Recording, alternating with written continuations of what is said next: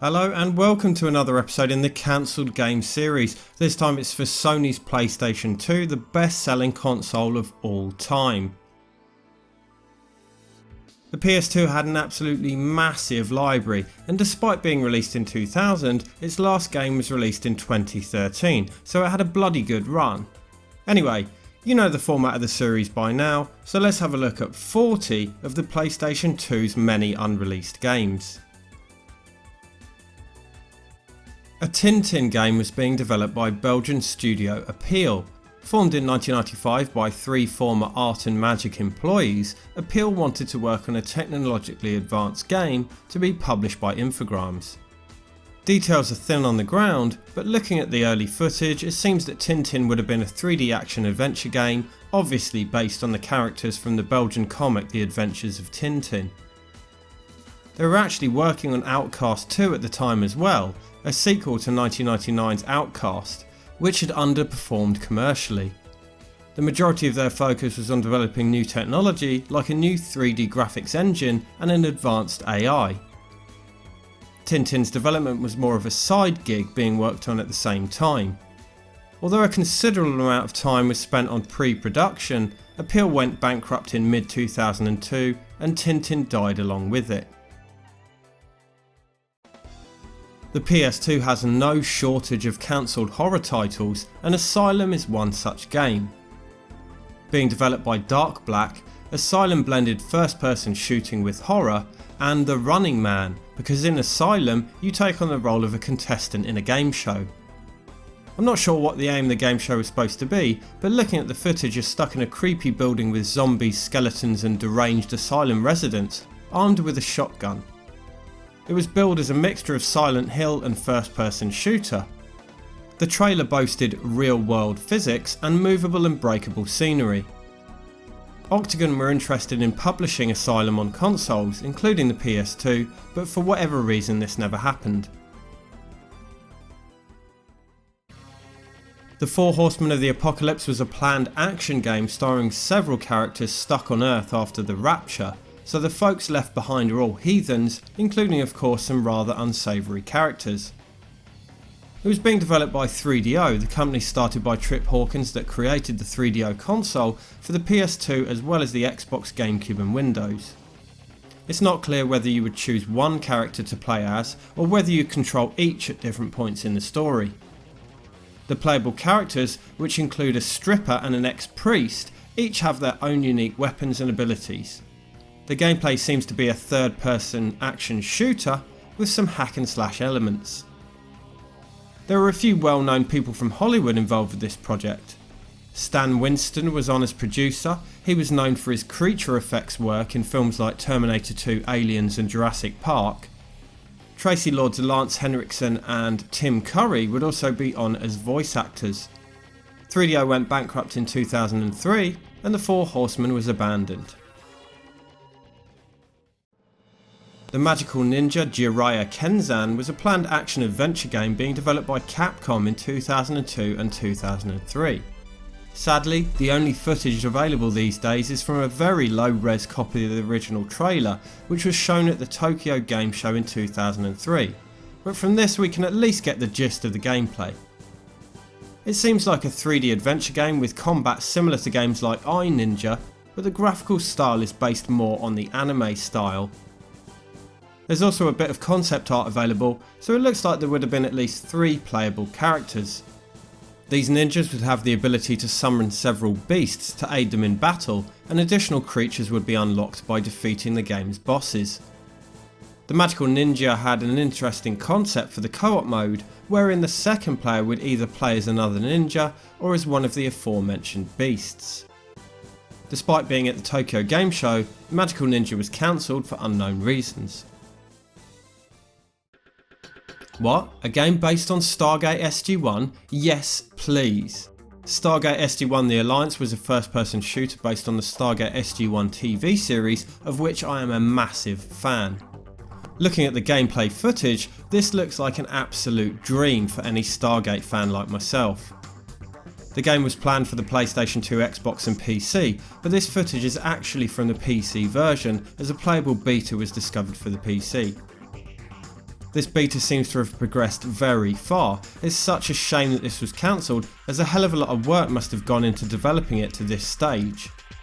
The missions are playable and most elements are there, but there are several placeholders in place for the unfinished elements. For example, a lot of the cutscenes are replaced by a screen saying "cutscene currently unavailable." Another reason that this cancellation is such a pity is the potential of the source material. A trailer for this game was released after Season 8 of the show. If you're a Stargate fan, you'll know that by that time there was an enormous amount of lore on which the developers could have based the story. The show's writers and producers were actually working closely with the developers too, so no doubt the game's plot would have tied in with SG1's overall story arc nicely. The story saw SG1's enemy Anubis, a very powerful Goa'uld, form an alliance with a new alien race called the Haken or Harken, which were created specifically for this game. This alliance gives the game its name. Stargate's vast number of characters and worlds make the perfect basis for a great video game storyline, as does the central aspect of the whole series, the Stargate itself. Using this genius plot device, players would have been able to travel between vastly different worlds in an instant by travelling through the Stargate, which, if you didn't know, is some very advanced alien technology which uses an Einstein-Rosen bridge, more commonly known as a wormhole, to connect planets across the galaxy. Ideal for making a video game with a variety of different settings, as the player could be fighting on a planet inspired by ancient Egyptian architecture, and within seconds be exploring a forest planet thousands of light years away. The game impressively had no loading times when travelling through the Stargates either, so the transition between worlds was seamless. Stargate SG1 The Alliance starts out at the SGC, aka Stargate Command on Earth. Here you get to grips with the game's mechanics, taking part in training missions like a shooting range. You take on the role of an SG1 team member, Stargate Command's premier off-world team. The regular SG1 cast would join you and would be voiced by the actual TV show cast. Soon you're halfway across the Milky Way, taking on Goa'uld and Jafar on distant planets. Whether you're a Stargate fan or not, it looks insanely fun. Built using a modified version of the Unreal Engine, the graphics are of a very high standard for the time, and the gameplay looks smooth and action-packed. If you're a Stargate fan, the weapons available to you might be of interest. Not only do you have the Earth weapons that are standard issue to an SG team like the signature P90 and grenades, but you can also utilise alien technology, including the Jafar staff weapons and even the Goa'uld hand device. Stargate SG1 The Alliance was never released due to a legal battle for the rights, which resulted in the developer, Joe Wood Productions, losing the licence from Perception, who thought that the game wasn't of a high enough standard. This seems ridiculous to me as the game's quality looks very high. SG1's writers and producers were just as disappointed in this outcome as the game's developers, considering how closely they worked with them on this project. Knights was a 3D platform game being developed by Lost Boys Games in 2002 and 3 and would have been published by Swing Entertainment. This is a cutesy platformer that looks like it was designed in a similar vein to 3D platformers like Sly Cooper. You play as this little knight character, jumping around open platforming levels, swinging your sword and solving puzzles. The game's physics were reportedly quite advanced for the time and were put to good use with regards to the puzzle design. In late 2003, Lost Boys Games were sold to Media Republic and were renamed Guerrilla Games, who then went on to develop the Killzone series, but Knights was cancelled when this buyout happened. Aquanox The Angel's Tears was to be a PS2 entry in the PC-only Aquanox series. The Aquanox games, developed by Massive Development and published by Joe Wood Productions, sees you piloting a subaquatic vehicle. Set 650 years in the future, the planet's inhabitants have been forced to live underwater. I've read varying accounts of what The Angel's Tears actually was. Some say it was a PS2 remake of Aquanox 2, and others say it would be a brand new story in the series. As you can see here, Aquanox 2 was played from a first person viewpoint, whereas the trailer and press release for The Angel's Tears suggest that it would have been third person, so perhaps it was indeed an entirely new game. Either way, Massive Entertainment spent 2 years developing it, and it was almost complete when it was cancelled. The game would have contained 32 underwater shooting missions, featuring an adult storyline. There would be 4 selectable subs, each with upgradable weaponry, and there would be RPG elements like an advanced XP system. Aquanox's cancellation was quite the mess. In 2005, Joe would close Massive development as they had hit some serious financial trouble. The Angel's Tears was all but complete and was submitted to Sony for approval. Problem was, Massive development intentionally added some easy to fix bugs so that the submission would fail, allowing them a bit of time to add some polish that they thought the game needed. Well, fail it did, and Joe Wood got the right arsehole with the developers and withheld wages. Because of this, the game wasn't handed over as it should have been when the studio closed, so despite it being almost finished, it was abandoned. Fear Factor Unleashed was being developed in 2005 by Play Interactive for the Xbox and PS2. It's a collection of 15 minigames based on challenges from the TV show Fear Factor, hosted by Joe Rogan. The show sees contestants taking on various challenges, usually stunts, with the central premise being conquering fear, so there's usually a sense of danger involved. The game would see players take on these challenges in single or multiplayer, including daring stunts, parkour-like obstacle courses, and eating challenges. Fear Factor Unleashed was cancelled for unknown reasons. Fear and Respect was a third-person action game starring Snoop Dogg, being developed by Edge of Reality and to be published by Midway. This would have been not only a multi-platform release, but a multi-gen one too, as it was planned for release on the PS2, PS3, Xbox and Xbox 360 in 2006. The game has some similarities with GTA San Andreas. For one, it looks similar visually, but it also had a similar premise. Fear and Respect saw main character Goldie, played by Snoop, and his gang take on rivals in South Central LA. The way that NPCs would interact with you would vary depending on whether or not they feared or respected you, hence the name. Interestingly, Fear and Respect was written by John Singleton, who wrote and directed Boys in the Hood, among other films. Very little is known about the game beyond some screenshots and this trailer, but it was cancelled amid fears that competition was too stiff due to an influx of similar games. Not only was it cancelled for the PlayStation 2, but it became the first cancelled game for the PS3 and 360. Falcone Into the Maelstrom was being developed for the PS2 and Xbox by Point Blank, with Virgin handling the publishing. This was an epic adventure of space piracy, blending first-person shooter with space combat. 1 minute you're piloting a fighter ship in space, engaging in battle with other ships, and the next you're boarding vessels on pirate raids, where the gameplay switches to first-person shooter. During the course of the story, you'll amass a band of pirates, each having their own special skills which will come in handy in later missions.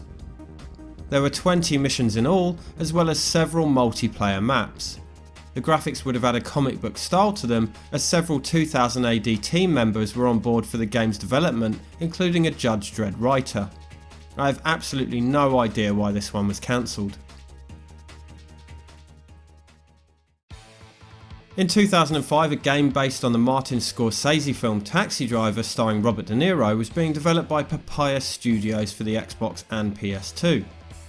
It was a third-person action game in which you would play as De Niro's 26-year-old Vietnam veteran Travis Bickle.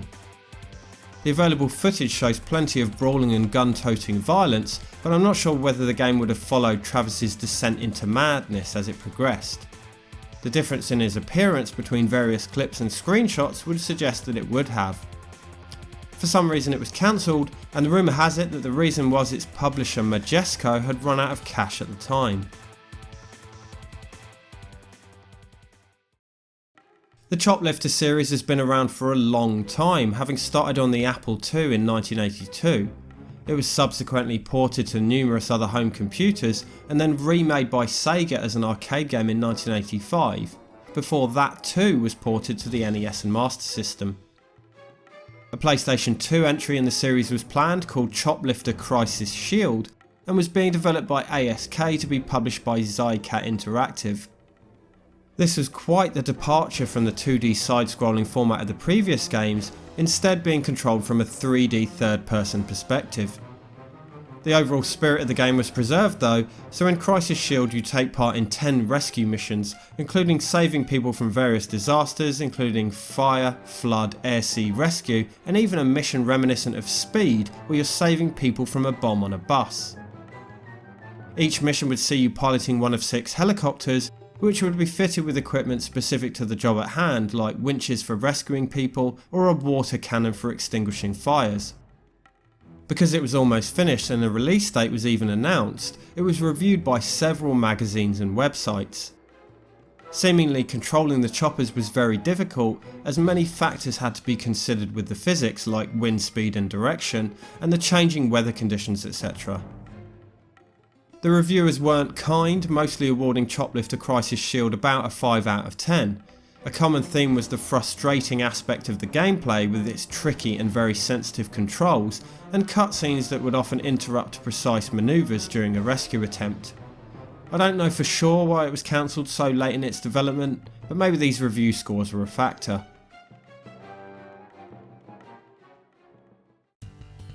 The Lost was being developed by Bioshock creators Irrational Games and India-based FX Labs to be released on the PS2 and Xbox in 2002.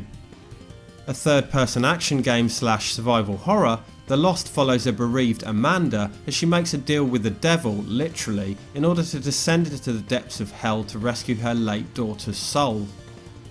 To aid in this quest she is helped by 4 beings from hell called entities. These 4 entities are all playable, each with unique abilities and a distinct play style. Shadow, specialising in stealth and trickery. Light, a gifted defensive spellcaster and healer. Corruption, a powerful mage with strong offensive spells. And Instinct, equipped with a sword for close combat. The Lost's development process clearly had its ups and downs. Firstly, the initial playable builds had issues, having a poor frame rate. As a result, the game's engine was overhauled midway through development.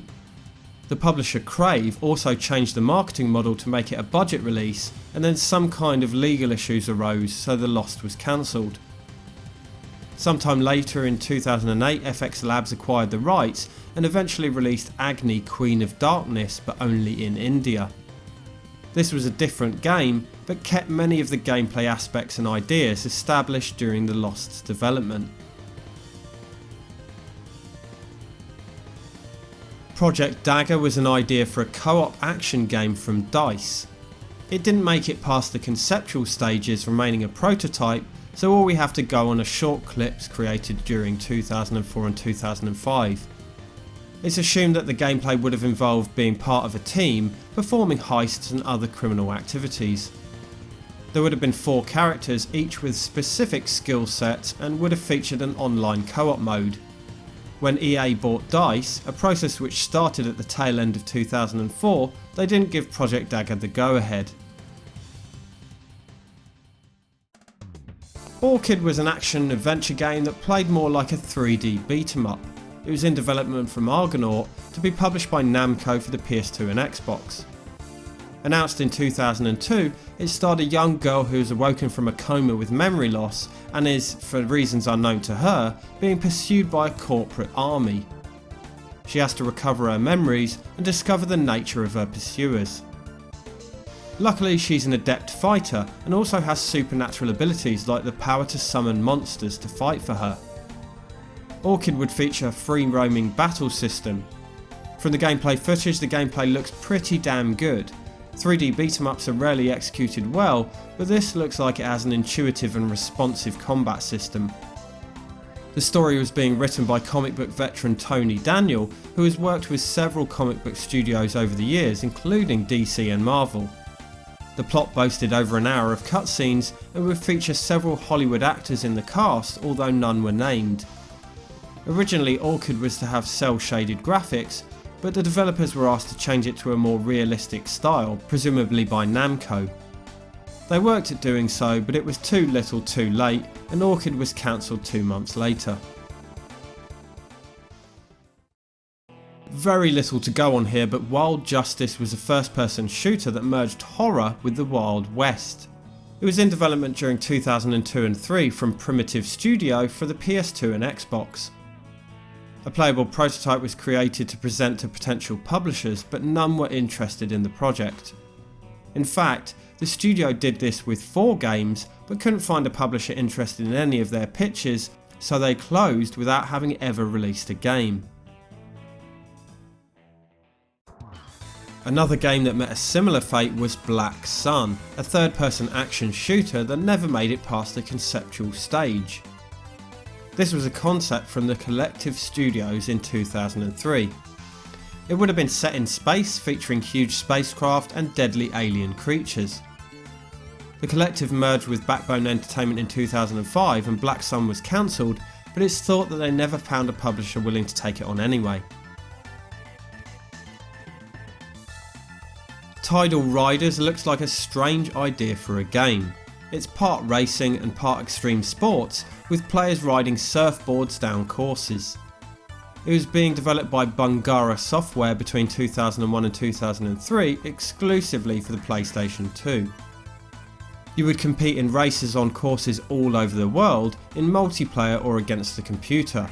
There was also a trick mode in which the objective was to achieve high scores. Bungara couldn't find a publisher in North America, but did secure a deal with XS Games in 2004 to release Tidal Riders in Europe. For some reason this deal fell through, and the game stayed unreleased. Voodoo Islands was an open world action adventure game with a pirate theme, being developed by Spirit between 2002 and 2004 to be published by German Tentacle Studios on the PS2 and PC. You would take on the role of Captain Kidd, an ambitious young pirate whose aim is to take control of the Caribbean seas. His adventures take him across the Caribbean islands and treacherous seas, taking on rival pirates, cannibalistic natives and conquistadors, hunting for treasure, attacking ships and swashing buckles. The game had a large magical influence too, featuring voodoo spells and enchanted artifacts. There were 3 game modes including online play. The PS2 version of Voodoo Islands was cancelled in 2003 for unknown reasons, and the PC version never made it in the end either. Tentacle did release a game in 2007 called Pirates: Legend of the Black Buccaneer, which, although it was a different game, had some similarities with this project. Sadly, we only have screenshots from Wizard of Funk, but the graphical style really interested me.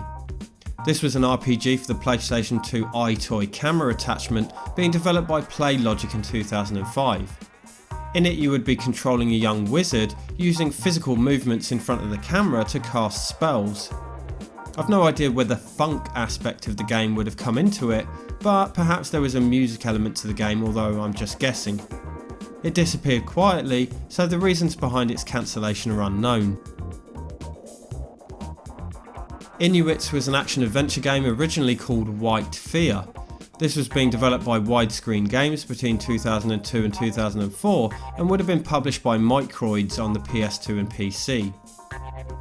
The story followed the journey of a young Inuit shaman as he endeavours to save his tribe from an evil witch. This adventure was described as a fairy odyssey and would have had 3 gameplay modes. After a while the publishing moved to PlayLogic, but Inuits never appeared. XIII was a tactical first-person shooter in development from Taurus Games, with BAM Entertainment handling the publishing.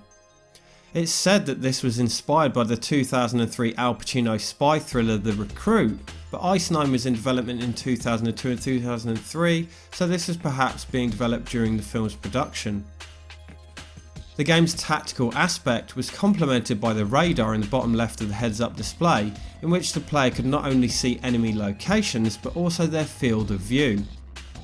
This assisted with stealth and affected the way the game was played. For example, making a ruckus would increase what the developers referred to as an enemy's awareness cone, whereas wearing a disguise or hiding would see it shrink. Taurus Games felt it important that XIII had more depth than a traditional first-person shooter, giving the player the freedom to approach each level how they saw fit. There would have been 12 levels in all, each taking place in a unique setting including forests, buildings and a submarine, which the developers again thought was important for variety. XIII was cancelled on the PS2 for unknown reasons, although a different and obviously very cut down version was released on the Game Boy Advance. Metallica Damage Inc was a combat driving game being developed by Black Label Games to be published on the PlayStation 2, Xbox and PC by Vivendi Universal Games. Named after a song on Metallica's excellent Master of Puppets album, very little is known about Damage Inc beyond its early PS2 prototype featuring only half a finished level. The gameplay is clearly vehicular combat, perhaps in a similar vein to Carmageddon or Twisted Metal, set in a post-apocalyptic wasteland. In fact, it's got a lot in common with Mad Max. You drive around using your mounted weapons to take out your opponent's vehicles and could also get out of the vehicle to travel on foot. It would have featured Metallica's music, including an exclusive track created for the game. Other than that, we don't know anything, not even if the band themselves would have starred in the game, and for whatever reason it was cancelled.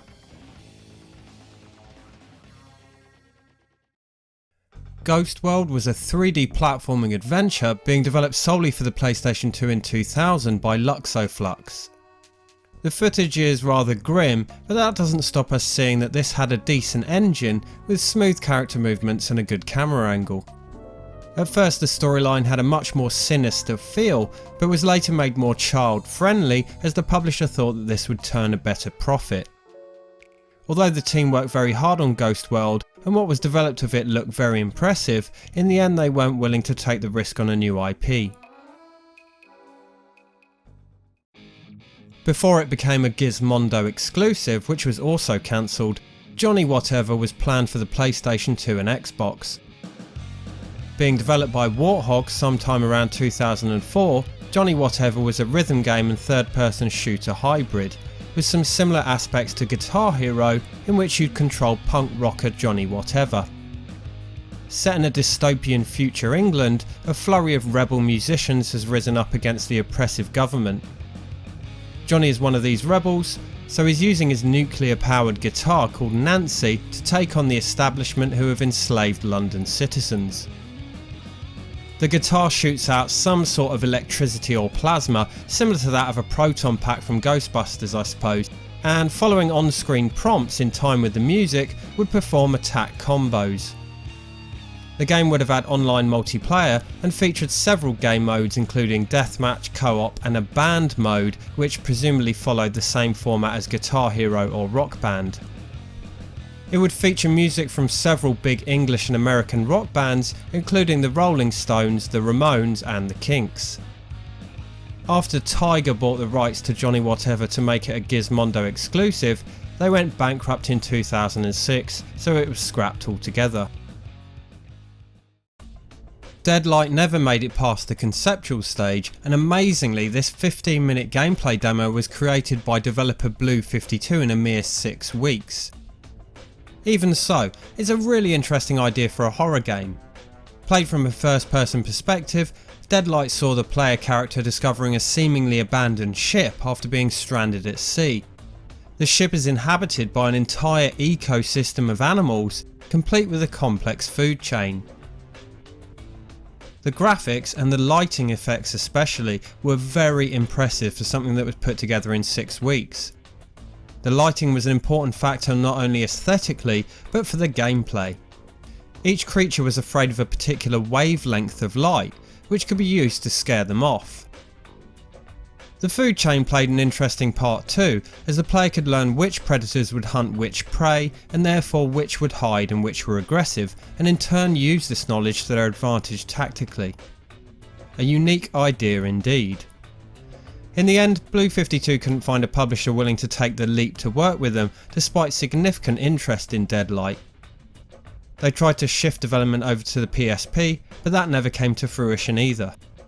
What a shame, as this looks fantastic and has a unique gameplay mechanic that could have worked really well. A PS2 entry in the Vector Man series was being developed by Pseudo Interactive for release in 2004.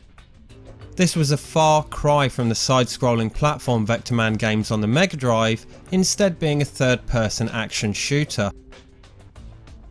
It would feature a destructible 3D environment, an advanced physics engine, and some reportedly very sophisticated AI. The enemies would take cover, sneak and make strategic attacks, which wasn't commonplace at the time. Vectorman would have had several offensive weapons and a grappling hook. Obviously, this was a Vectorman game in name only, but it looks pretty fun. It was cancelled for unknown reasons at some point before its planned 2004 release date. Hill Project is the only shoot 'em up on the list. This was a working title for the game, which was being developed by French studio Gaming Side. They had prototype versions running on both PS2 and PC, and were planning a PSP and possibly a DS port. The player would be able to upgrade weapons during battle. There would be a selection of over 30 weapons which could be combined to create new ones. Perhaps most interestingly, it would allow the player to switch between vertical and horizontal scrolling modes on the fly, so it would satisfy those that prefer either specific style. For whatever reason, it was cancelled.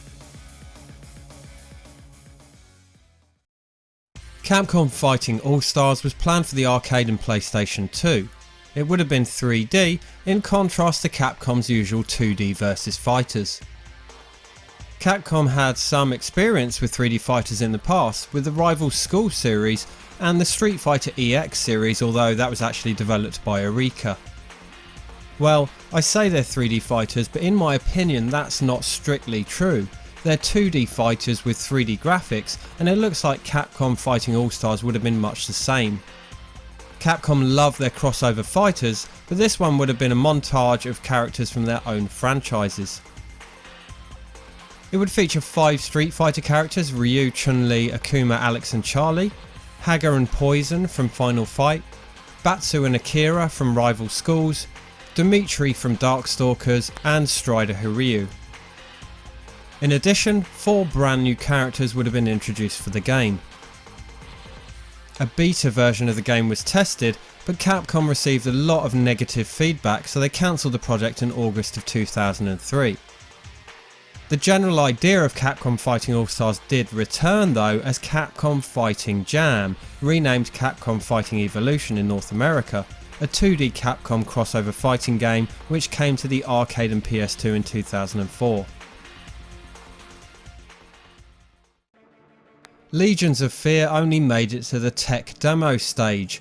Created in 2002 by Delphine Software, who created games including Flashback Another World and Cruise for a Corpse, it was called La Toile du Diable, as it was known in the developer's home country of France, which translates to Devil's Canvas. Set during the First World War, Legions of Fear follows the story of Helena and her brother. She gets lost, ending up in a mysterious manor house wherein she discovers that the manor's former lord had promised her soul to his evil masters. A strange mix of point-and-click adventure game and survival horror here. The adventure game portions are reminiscent of games like Fahrenheit or Heavy Rain, which were coincidentally created by another French studio, Quantic Dream, and also remind me of Delphine's point-and-click adventure Cruise for a Corpse. You investigate the manor, interacting with objects using on-screen button prompts in order to find clues. In stark contrast, the sections in the grounds are third-person action and look like they're in this survival horror vein. Interestingly, these take place on some rather impressive looking pre-rendered backgrounds. Sony showed interest in the game, but Delphine were working on another project which Sony prioritised. In the end, Delphine hit some financial troubles and neither project came to fruition.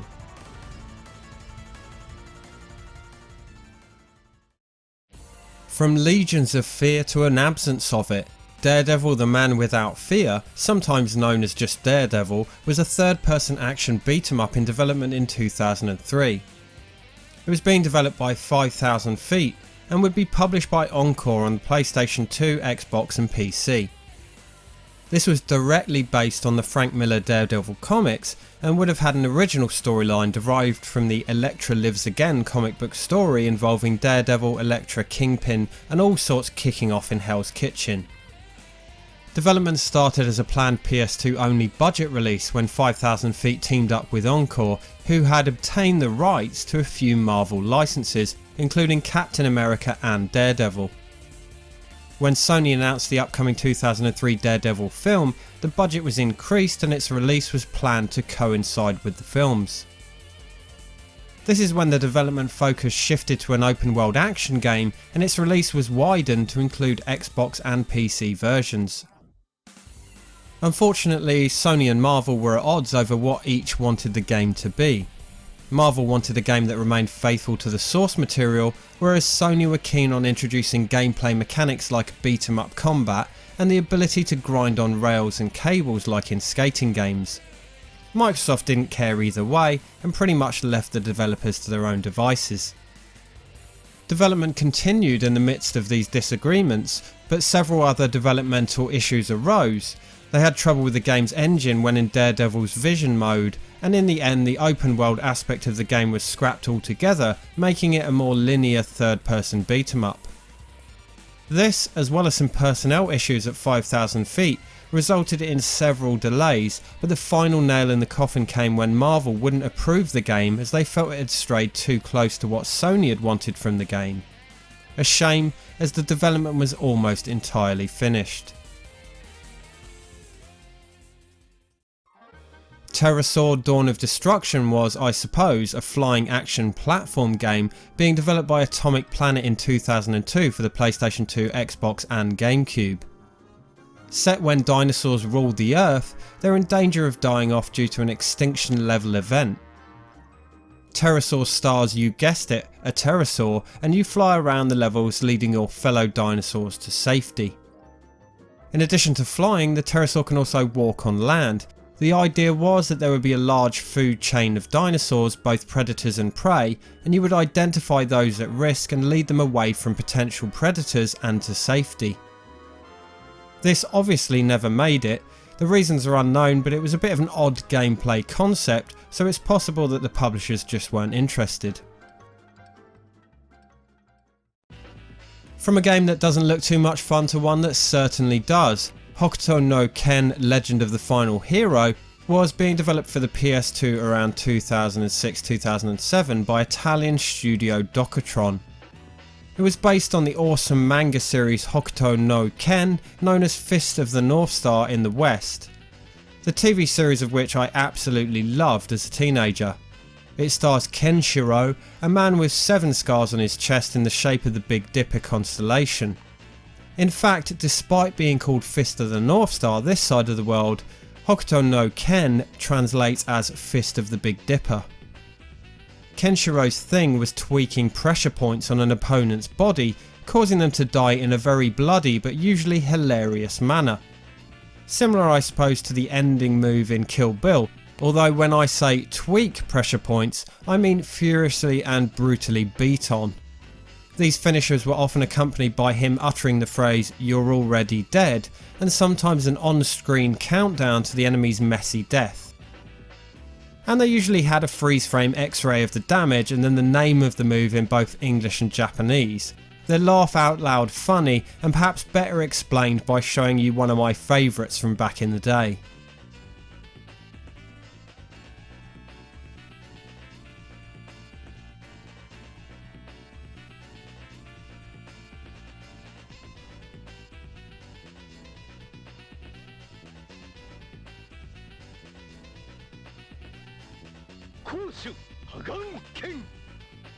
The game, Legend of the Final Hero, was a 3D beat 'em up which saw Kenshiro beating the living hell out of wave after wave of enemies. You could perform his signature kicks and punches, chaining together combos. There were also bosses to take on, which presumably would have ended with Kenshiro performing one of his signature finishing moves. The only footage is of an early prototype which clearly needed some work, but it does look like it could have been jolly good fun. The project was cancelled in 2008 due to a copyright issue. Time Traveler was a third-person action shooter from Sensory Sweep Studios, being developed for the PS2 in 2003 and 2004. Unfortunately, all we have to go on is this one video, which sees the lead female character travel back in time to 1912, specifically to the Titanic. I have no idea if the whole game would have taken place on the Titanic, as that's all there is in this prototype, but considering the game's called Time Traveller, I'd imagine that this would have been one of the many scenarios set in a variety of time periods a la Time Splitters. As well as having guns, the protagonist has some sort of space-time warping weapon, which we can see her use in the footage to freeze enemies in time. Perhaps it would have had other time-bending abilities too. Not a whole lot of information on this one, but definitely an intriguing concept.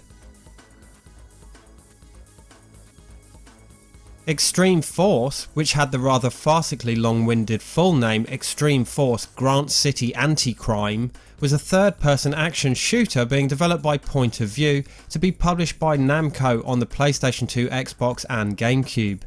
Set in Grant City from Namco's Dead to Rights series, Extreme Force was also known during development as Strike Force and First Strike. You would play as a member of an elite police strike force, and gameplay would mix all guns blazing combat with stealth manoeuvres. You'd have all the typical SWAT team tools at your disposal, including assault and sniper rifles, grenades and explosives. Extreme Force was cancelled for unknown reasons. H2 Overdrive was a powerboat racing game in development from VisiWare and to be published by Crave.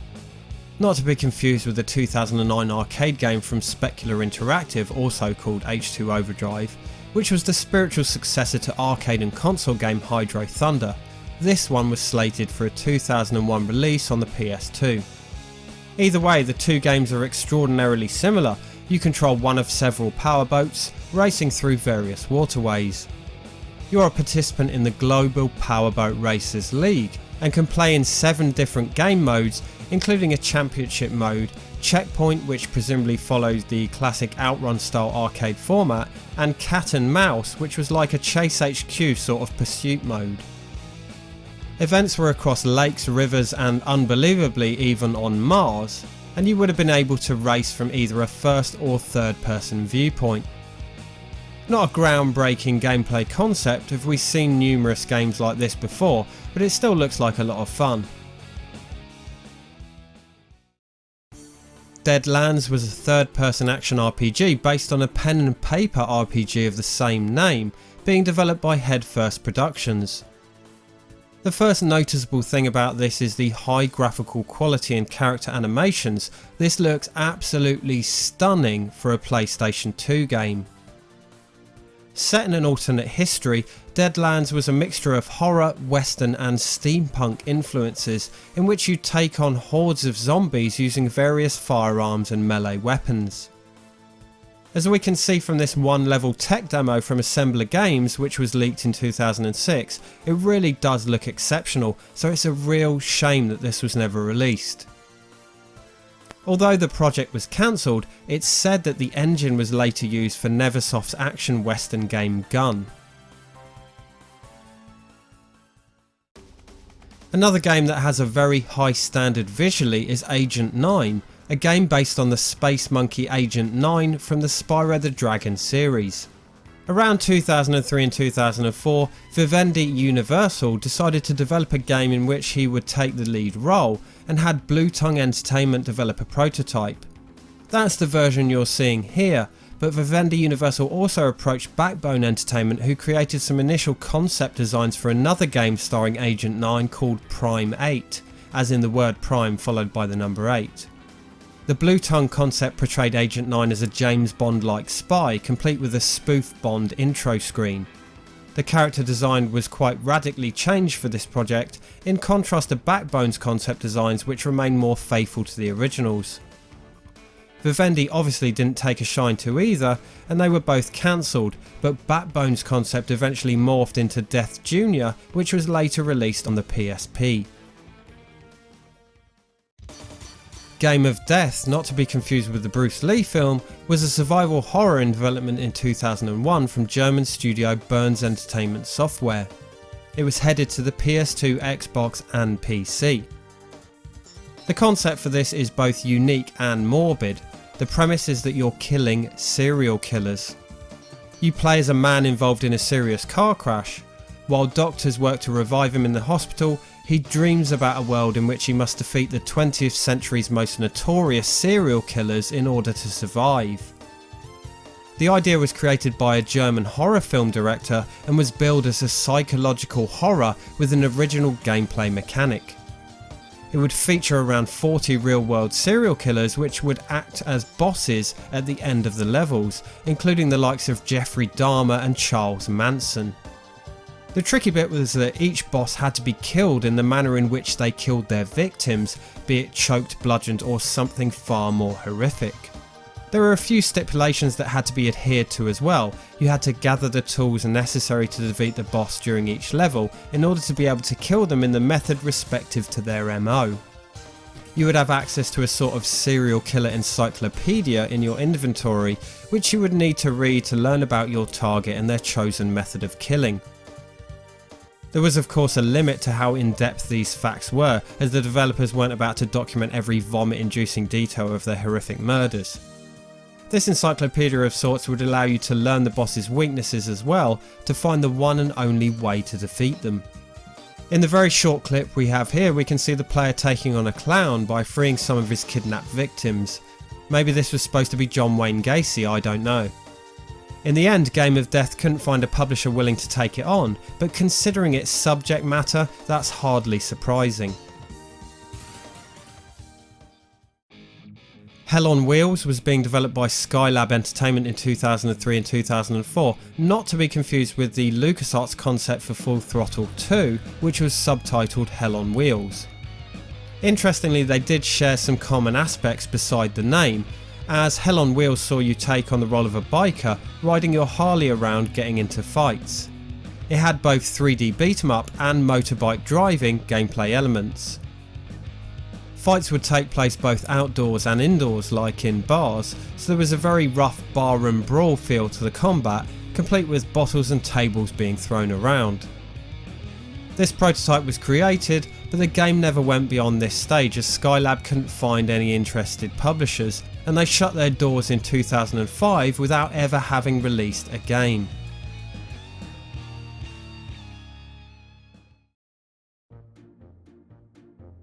So those were 40 of the many cancelled PlayStation 2 games, and believe me, there are many. Let me know which you think looked promising and which you think are best left unreleased. See you soon for another episode in the cancelled game series, and as always, thanks for watching. You can find the rest of the episodes in my cancelled game series in this playlist.